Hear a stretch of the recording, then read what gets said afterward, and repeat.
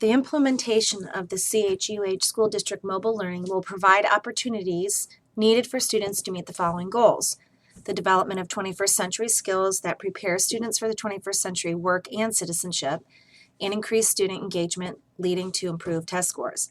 With any new project, there are always challenges. The first challenge that we would have would be the cost of the devices. After doing research and listening to several different ways that other districts have funded their cost of devices, in my opinion, the best way to do it is to put it in your yearly budget.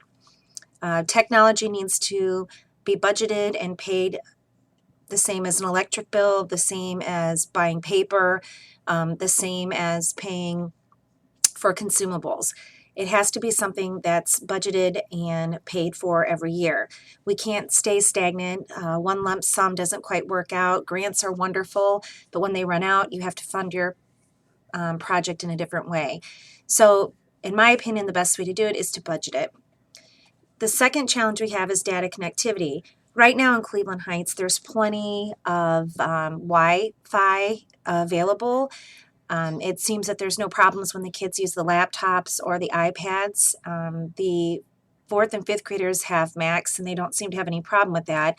However, we want to keep in mind that it's still not a one-to-one yet, and if and when that's implemented, it possibly could be approximately 500 students connecting at the same time. Is that going to be a problem? That's something I guess we'll have to find out when we cross that bridge. Another challenge we'll have in our district is professional readiness. And I'm going to say that is probably the biggest issue we need to address at this time. I think that we're lucky in this district that teachers are always looking for new things. It's kind of what I would describe as a cutting edge district. We always are on the verge of doing something new.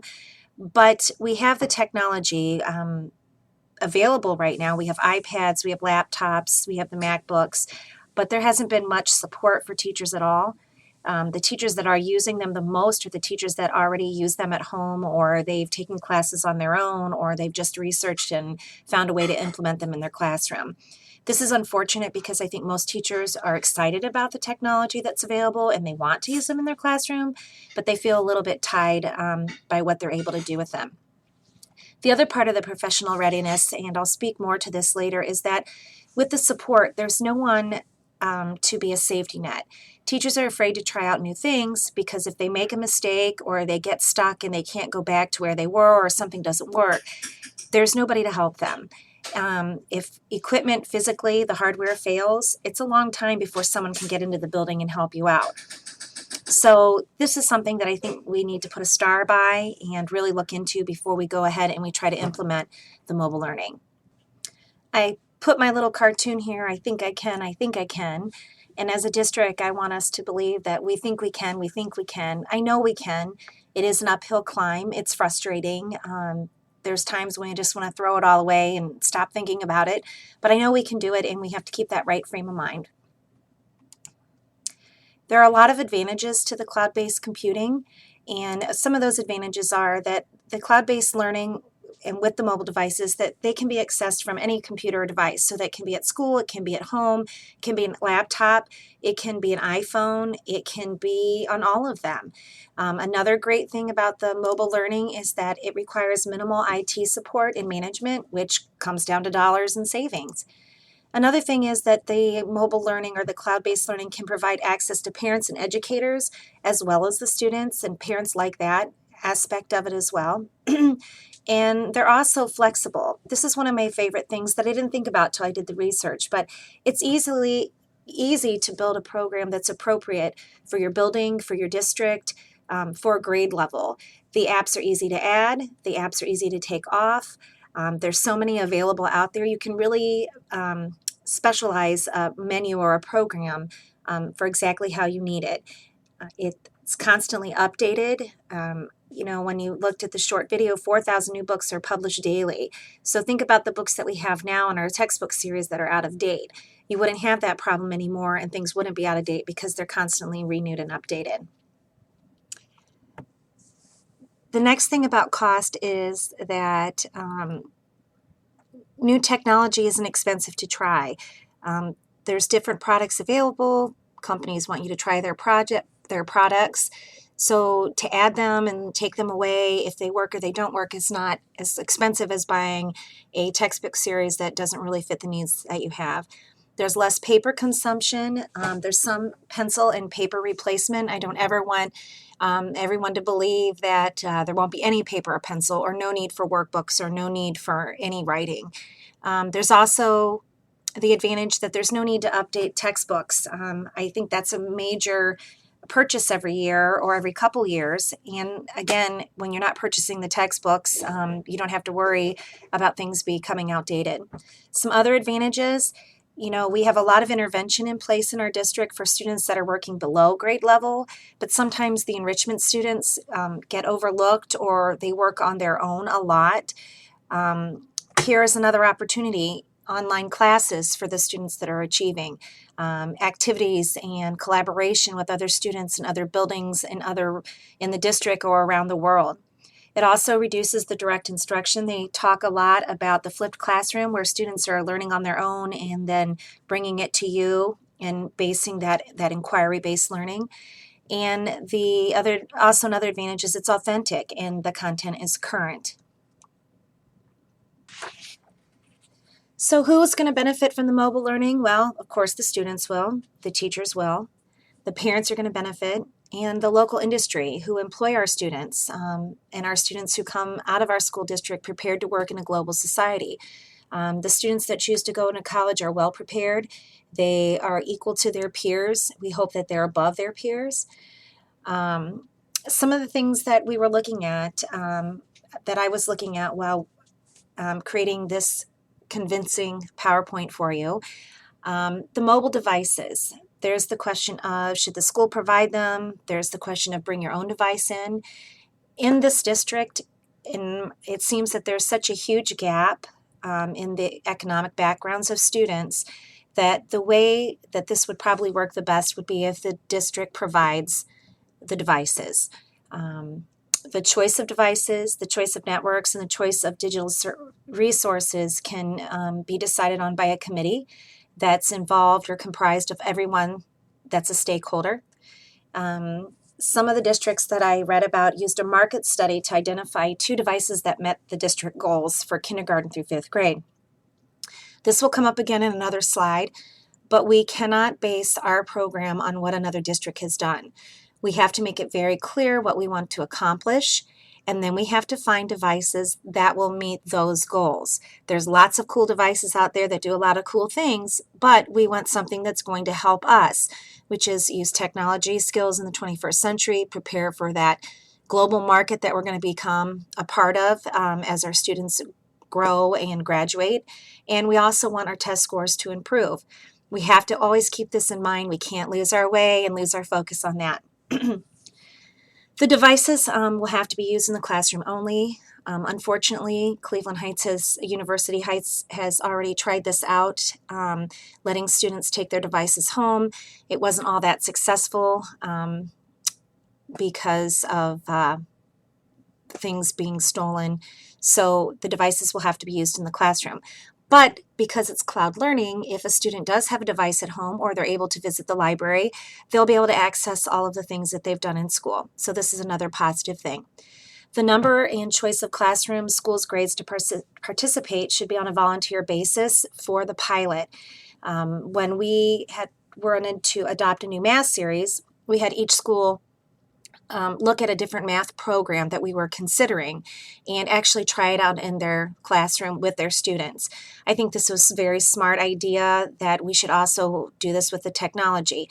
Find 2 devices that meet our goals for the district, and then somehow find a way through the company that we can pilot those in the classroom.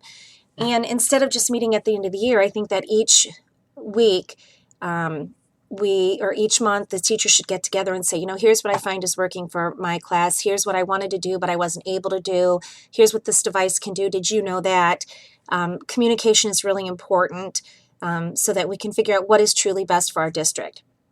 The teachers that volunteer should have a defined curriculum and goals so that everyone on every device is trying to accomplish the same thing. Again, I thought this was important enough to repeat, but we need to find a device that meets our goals for our district. So for our goal setting again, this is what we want to have happen when we're finished and we've had our implementation, our mobile learning implementation in place for 3 to 4 years. After a full implementation of one-to-one technology in a complete teacher training program, K-5 students will incorporate technology daily as an active part of their classroom learning.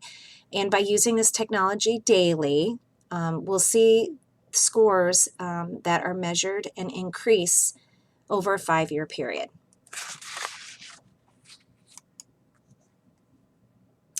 This next part is a wonderful, thoughtful part of any implementation of any program, whether it be a math series or a reading series. You have to have teacher buy-in. And there's many educators that are excited about the one-to-one implementations and about using technology in their classroom.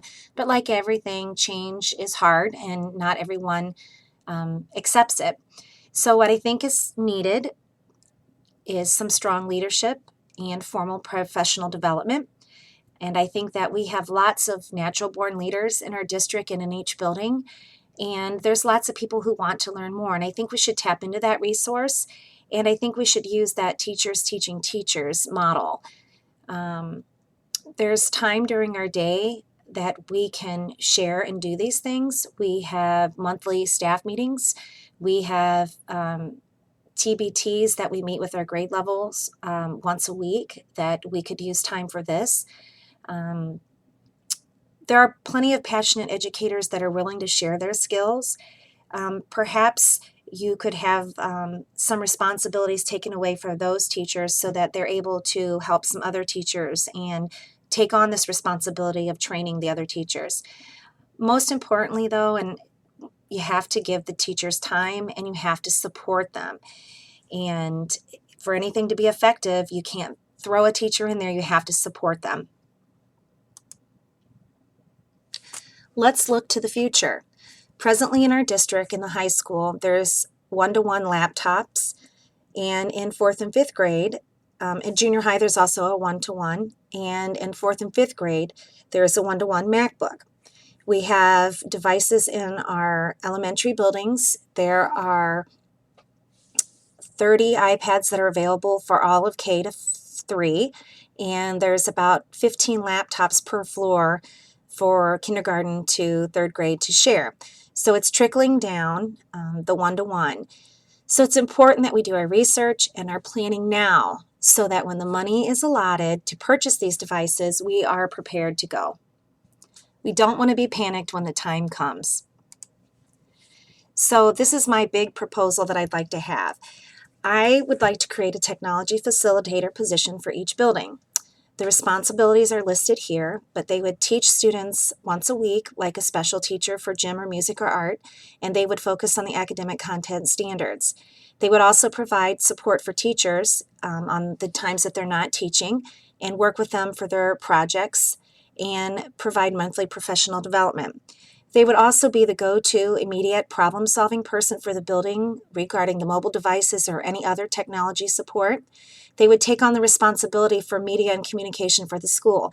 By this I mean the school's webpage, and then each teacher could have a webpage. It's easily done and set up, and I think parents are looking for that. And they also are a liaison for the parents. They could offer trimester classes for the parents to come in. One of my questions in the district is that parents' grades are posted on Infinite Campus, but when do we ever teach the parents how to use Infinite Campus and find information? That could be something that's offered for new parents to the district and kindergarten parents and anybody who needs a refresher course. It's an important position. I think it's a full-time position. I think it's a much-needed position. Let's be forward-thinking. This is my proposed timeline for the phasing in of this. It is going to take quite a few years. I hope the district has the patience and allows for the teachers to make mistakes while they're figuring out how this works.